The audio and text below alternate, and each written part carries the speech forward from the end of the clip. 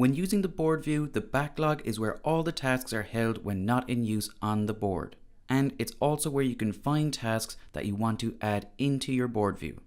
So if we want to view our backlog, we just need to go over here and select Show Backlog. And here we can see all of our tasks not on our board ordered by task list. So if we want to add any of these tasks into one of our columns, we just need to click on that task and drag it over to the column that we want. So now you can see that the Dealing with Distracted Developers task has been added into our written content column.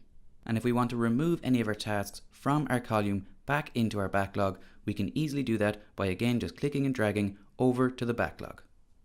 If we want to remove a card completely, we can easily do that by just dragging the card over to the top and select Archive Card, or if the task isn't completed, it will be Remove Card. Looking back to our backlog here now, and you can see that we can easily search for particular tasks if we want to. And over here to the right, you can see that we can also filter our backlog. So we can filter by who was assigned the task. So let's say that I want tasks for myself and for Adrian. We can also filter by task list. So I'll say article ideas and the editing task list. And we can easily remove any of these task lists or users by just selecting the X icon next to their name. Down here you can see we can also filter by tag and by priority.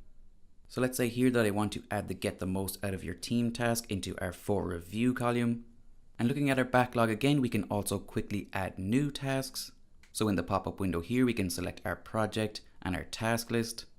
And then we can add multiple tasks down here. So it's one task per line. So we can just add our first task here.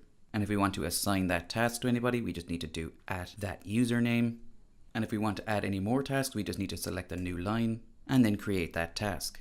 And if we hover over the hints and tips section here, you can see that we can assign dates and priority also.